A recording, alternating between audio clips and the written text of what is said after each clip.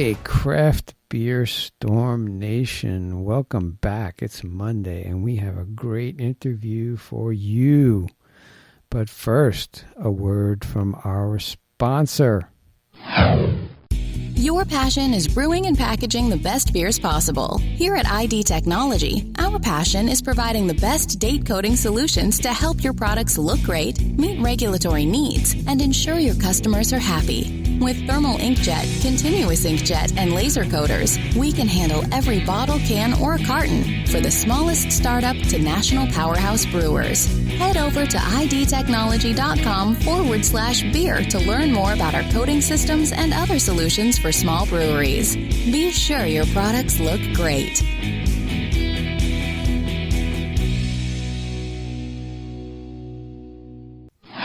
Hey, it's Mike, your host of Craft Beer Storm. It's Monday. How are you doing? Start of a week. Get your coffee. It's going to be okay. It's going to be okay.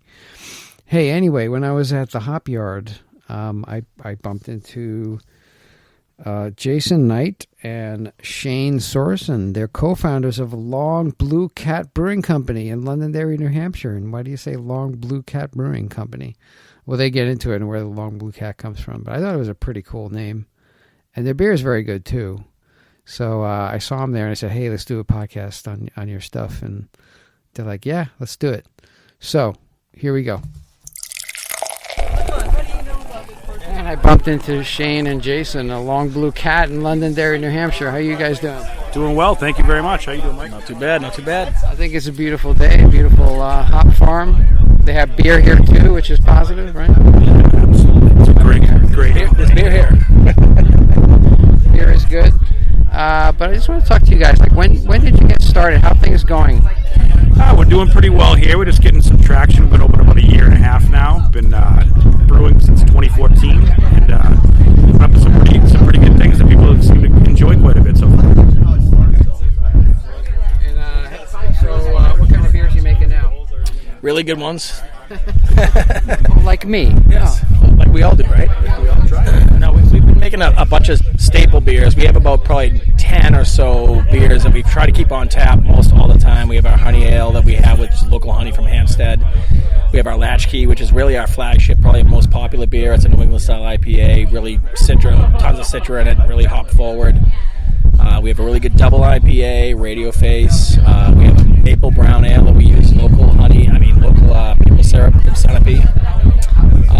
And we just actually canned a new beer. It's the first time. It's called Clementine Kolsch. So a German Kolsch beer, but with clementines that we actually made our own clementine puree and zest with it. It must be delicious. It really is. It sold out. I mean, we just canned it. We canned 35 cases on Monday, and it's all gone already. It's a beautiful summer ale. It is. We actually wanted to bring some up today, but we literally ran out yesterday. So there you go. But it's interesting about the Long Blue Cat. Where did that come from?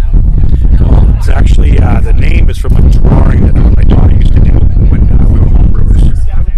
Yeah, so she used to draw on a Long Blue Cat when just like a highlighter marker on a big piece of legal paper, and we weren't really sure what it was till we asked her one day, and she looked at us with like a little sort of surprised that we were so dumb that we didn't know, but she said, "It's a Long Blue Cat, Dad." It's a Long Blue Cat.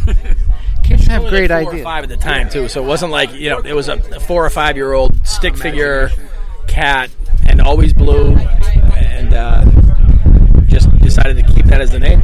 There you go, and you make a brewery out of it. There's a reason for everything, right? Yeah, your daughter starts drawing up Long Blue Cat, and then you guys come and say, "That's what we should name our brewery." Yeah, she didn't like the idea at first. Actually, when we first told her we were going to make the name Long Blue Cat, we were like, "Isn't that cool?" And she was like, "No, it's not." And we're like, "Come on, no, that's cool, right?" "No, it's not." And then we were like, "All right, well, can you draw us another one so we can, maybe use it as a logo?" She's like, "No, no." Oh my God! So who drew the cat now? So that was Shane's cousin, Sean Sorensen, really good artist. We grew up together all in Salem, New Hampshire, and he's been an artist. He's not a professional artist. He doesn't have a job as an artist, but he really should, because ever since we were in grade school, 4th, 5th grade, he used to draw these pictures that were amazing. And so we asked him, we said, "Listen, we can't really use her stick figure drawing, but can you draw us something like a skinny, scrappy, punky alley cat with a little attitude that's blue?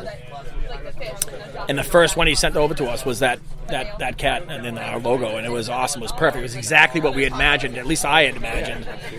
And so it was a great thing, and we get a lot of compliments on the logo. Even here today, we've had a ton of people. I just showed Shane, we just got some lady who bought our shirt from Chicago because she loves the cat and loves the logo. So she was like, oh, I'm from Chicago. Can I buy one of your shirts? I'm like, absolutely. Give me your address and your credit card, and we can send it. Send the shirt out to you. That's awesome, man. But kids have great ideas. My daughter had Dad, you should make a s'mores beer, like a marshmallow, chocolate, and graham crackers. Call it I Want Some More. I'm like, you know what? That's a good idea. So I did. And my daughter had the idea. She's like in the back seat. I'm like, you know what? That's a good idea. So you got to listen to the kids sometimes. People loved it. People were nuts about it. I ran out of it. It's like crazy. Yeah, sometimes the kids have to get. I had a friend of mine who actually started a company called Blue Cow Software. Same thing. His kid was in the back seat of the car and just said, "Hey, Dad, look at the blue cow." And he looked over and didn't see a blue cow, but said, "I'm trying to name my software company something." Named it Blue Cow Software. It was a big company. There you go. The names of them, who knows how you get the names sometimes, you know? That's awesome. Now you're thinking about using their hops in your beer, I guess? We're not yet, but we're actually here because we actually talked to them at the New Hampshire Brew Fest in Concord a couple weeks ago. And we want to use some of that. We've been using pelletized hops like most everybody, but we're actually looking to do more stuff with either wet hopping or either just using whole cone hops and through a Randall or something like that to try to get more of the hop flavor out of stuff. He just said he's going to have the harvest or something. They're going to do the whole cone or the wet hops, and then they have brewers come up and they make a day out of it. Yeah, we want to come up and try that. We want to come up and try that out because we actually, we do a lot of stuff with dry hopping right now, but we haven't wet hopped anything since our homebrew days. And we'd love to try that out and plus the whole local thing, instead of buying our hops and everything from Oregon, where pretty much they almost all come from nowadays. It's nice to have something right here, a couple hours from our house, where we actually can come up here, help them pick the hops, and see the whole operation from, how they brought us all around today, showed us all the hop vines, all the rhizomes they have. They showed us the whole, where they pick it all and how they get it all off the vine. It was pretty fascinating and cool to watch. That's the whole thing, and you do the same thing too. You use some local ingredients, and I was amazed to see how good these vines are. We're in the Northeast. I don't know if it's going to be. And they have a couple of acres of vines. 10 acres. Yeah, they have a ton of it over here. And plus, back in the day, I don't know if it was before Prohibition, but back in the day, New England was the mecca for hops, like Oregon is now. It used to be New England. And why it's not now, I don't know. I mean, I know there's only certain hops that can be grown in this area. Some other hops don't really do so well out here, and I think that's probably why. Because back in those days, there wasn't as much variety of hops out there as there are today. There's a ton of hops. There's always new hops being introduced, and so I think those hops are having to be done. I think they're better grown in some of those other areas where the sun is out there a lot longer. And in New England, we don't have as much of a season for it, but the hops they still grow, Cascade, the Centennial, the Willamette, they're hops that have been grown here for a long time, and I think they're a little easier to grow in this area.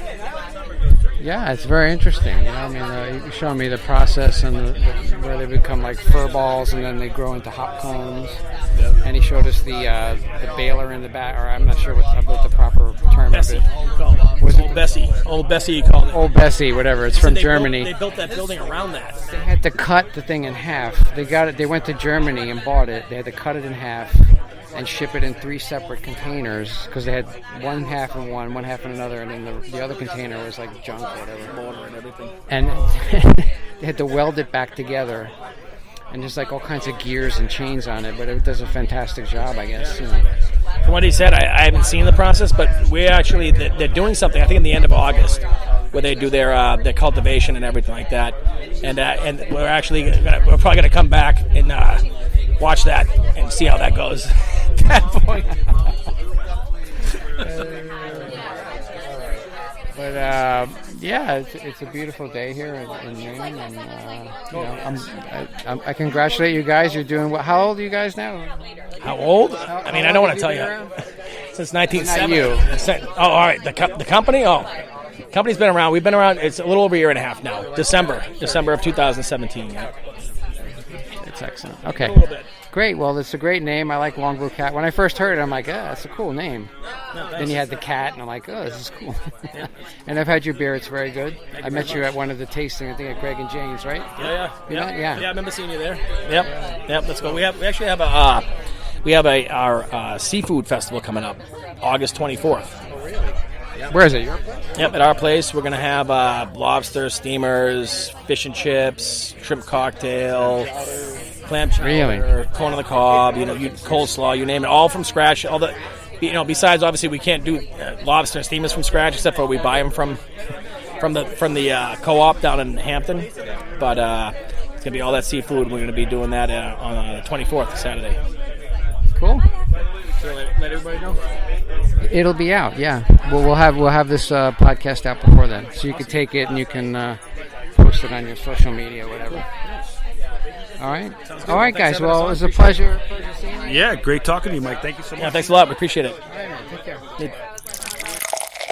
Yeah, that was Jason Knight and Shane Sorensen, co-founders of Long Blue Cat Brewing Company in Londonderry, New Hampshire, making some good beer. It's funny where they got the name. The daughter drew a blue cat. Why not? Long Blue Cat. They asked her to draw a nicer picture. She said no. I says okay, But the kids give you great ideas. My daughter gave me an idea for a s'mores beer, right? We had the stout. So she's like, yeah, Dad, you can put marshmallows, chocolate, and graham crackers in it, blend them up. Call it I Want Some More. I'm like, you know what? That's a great idea. And I did it, and people gobbled it up. They loved it. So I got to make more of that. Kids have great ideas. Listen to your kids. They don't have filters, right? They see things and they tell you, which is fantastic. A lot of adults are guarded and they're like, they don't want to tell you the truth. But kids do it. All right. So that is our podcast for today. I hope you enjoyed it. If you like what we're doing, please go on iTunes, give us a rating and review. Tell a friend, tell 10 friends about Craft Beer Storm, because we're coming your way. Actually, I'm scheming to do Craft Beer Storm weekends. So check it out. We're working with some hotels. Got really big interest from some hotels putting things together. Be a lot of food and beer pairing, visiting some local restaurants. A bus will take you to local breweries, right? You don't have to do anything. You just show up. And then we'll have beer mosas on Sunday morning and good stuff. Okay, that's what I'm planning. I'll keep you posted. But I hope you have a great rest of the day. We'll talk to you on Wednesday.